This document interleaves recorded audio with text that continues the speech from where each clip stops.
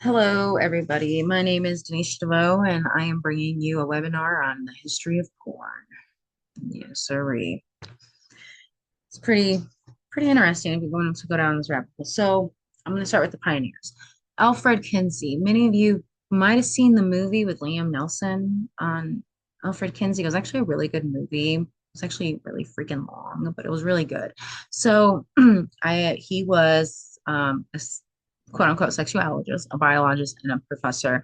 He's actually the founder of the Institute for Sex Research at the Indiana University.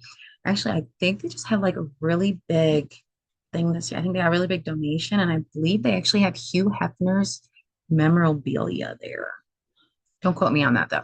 Anyway, so he is a pioneer. He wrote two books. He did a book on human sexual behavior of or sexual behavior of human males, and then he did another one of sexual behavior of human females. The human male one, the book did fantastic, great numbers. Everybody loved it. He was a hero. Then when he did the one on the female, it didn't go so well. Mind you, this is like the 60s, so people are really conservative and they did not want to think of their moms, daughters, sisters, wives getting freaky. So the book really didn't do that well. And but he was one of the first people to really start like asking questions and wondering about like the body other than just reproduction. And I put him in here because eventually his research did get a little shaky. The foundation got a little shaky, and I really I really recommend watching that movie and just doing a little research because there's some things that he's kind of he's off his rocker a little bit, but eventually he started videotaping these sexual acts to study the reactions better. So he started videotaping like couples and young adults, and mind you, he worked at a college, young adults and the elderly getting busy. Yep, he started videotaping it, which I would consider to be porn. Yeah, great guy. So then we have, I might be butchering his name, Herschel Gordon Lewis. He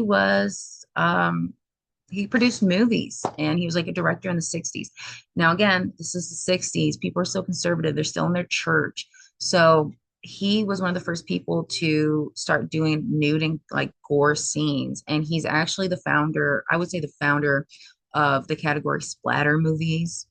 Yeah. So, but it was really groundbreaking back then. It was like really, like, wow, I'm watching this at a theater. Is that her boob? It was like one of those things. And it, it was great. It was good. It really got him to be a household name. So I put that in there. Next pioneer we have is, why is this? I'm so sorry this is in the way. I don't know how to fix it. I'm not a Zoom person.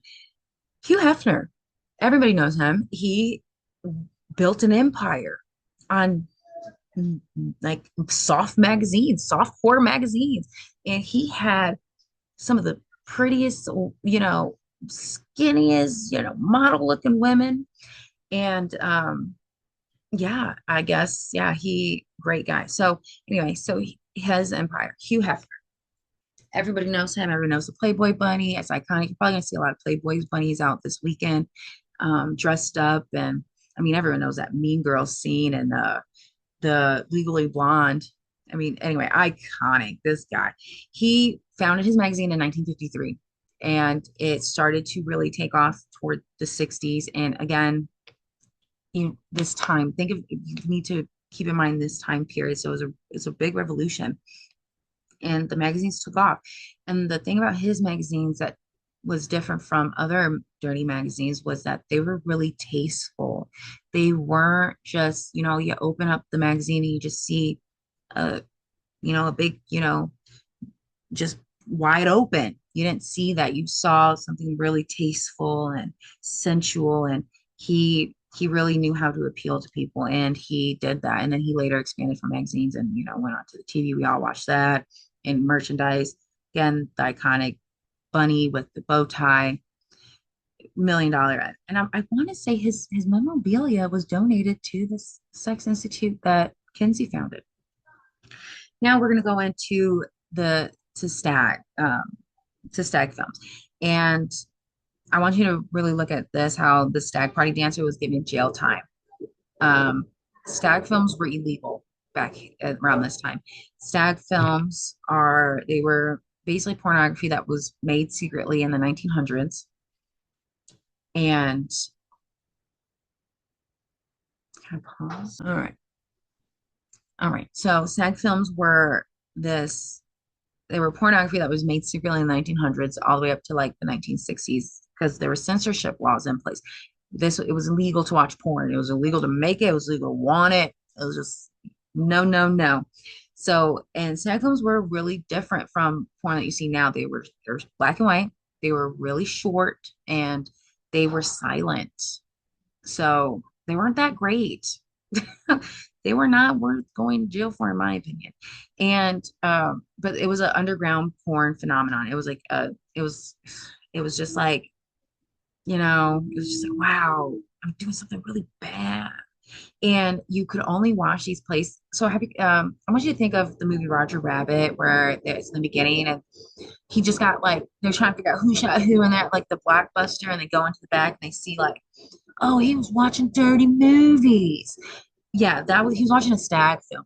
And I want you to also know that Roger Rabbit was made around, and I think it was made in the late 60s. He was watching stag films in the back. That's what they were doing, watching dirty movies. So, and I think you could even up until like 2000, I remember you could go to Blockbuster and there was like a dirty movie station in the back. So I mean, yeah. So well, anyway, it wasn't until like 1970s where body positivity, free spirited, and that's when porn chic became a thing. But yeah, you can only watch these at like bars, smokehouses, and you know, movie places. Yeah, and they were illegal. They were legal. So now we have like new genres that have awoken. You can pretty much watch anything. We have cartoon porn now, and we have the girl next door. We have the MILF, and so we have cartoon porn. And I think it's called hentai. I think that's Chinese for cartoon, Japanese for cartoon, actually. We have lesbian, gay, stepsister, mother, Bonnie. And we have bondage, threesome, anal, MILF, fetish. Fetish is really what's making these sex workers rich right now in the now day and age. So I included this to kind of show you what's being watched most, according to these porn sites. So Pornhub says that in the Midwest, a lot of lesbian porn is being watched. I guess it's being watched everywhere, pretty much. And then this is what's being most viewed by women, which I thought was insane. It's a big difference, and I'm not going to say this stuff out loud. So if you want to take a look, I'll wait right here. Yeah. I thought my jaw hit the floor. I was floored. My gabbers were flaccid. So now, have you ever wondered, you know, hey, when did they start testing these workers? Did they ever ask them like, hey, are you healthy before I just start, getting busy? Well, I did. I was curious, and they didn't start testing these workers till 1998. Honey, I was four. They they didn't start mandatory testing these porn stars until 1998 after out cases of AIDS and HIV broke out in the 80s. So it almost waited like 20 years to finally put these mandates in place. And mind you, I think the AIDS outbreak was like late 70s and all the way through the 80s, and they didn't know how to treat it. They didn't know where it was happening. They didn't know. And it wasn't until they lost this guy right here, John Holmes. I guess he was really good at his job, honey, because it wasn't until he died that they were like, okay, we got to do something about this. Let's start testing everybody, being making sure that we're not spreading stuff.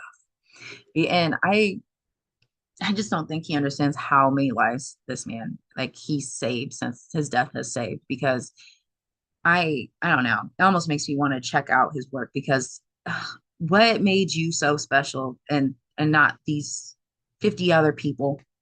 I don't know. Isn't that crazy though? All right, so now we have technology expansion. Technology expansion is crazy. You have it at your fingertips. You can, I mean, you have it on your watch. I mean, at one point in time, I had it on my iPod. I mean, So now we have new monetizations where people can get paid off their sexual behavior. And honey, they are making money. So now we have sites like OnlyFans, Fansly, ManyVids, and Just for Fans. And there was another one I was looking for that I just saw in a documentary, but I couldn't remember the name. So I wasn't going to repurchase the documentary, but there's another one that's actually kind of disgusting and it's targeted toward children where they can have an OnlyFans that they're not 18. And I wanted to include it, but I could not find more on it because, obviously the internet's not gonna bring it to me. But yeah. And remember that girl from Dr. Phil that was like, Catch Me Outside? Yeah, she's making like millions of dollars a month on OnlyFans because she's getting paid off for sexual behavior, which is honestly liberating. So that's great. Now, have you ever wondered when porn became legal? Because I was saying earlier, it was not legal. It was not legal. You had to do this at, like the Underground Railroad, honey. Well, it never really did. It just got better defined over time continuously. So it wasn't until they were like, well, you know what? We like porn. We're going to keep it, but we need to, establish some ground rules. And basically the rules just said porn is protected under the First Amendment, but child pornography isn't. And they left it at that. And it was Miller versus California, 1973. So it took a really long time. But people, as you can see in this picture, people did not like it. Again, we're coming out of the Catholic Church. The 60s were pretty much dominated by the Catholic Church. And the Catholic Church has very specific expectations of people. So, and again, it's alarming because like even with the health side before, again, women are finally starting to get a voice, they're starting to break free, and they probably weren't doing anything for a buck and they weren't testing these people. And, so it probably just fueled these protests more. So that's the history of porn. It's kind of a dark history. So thank you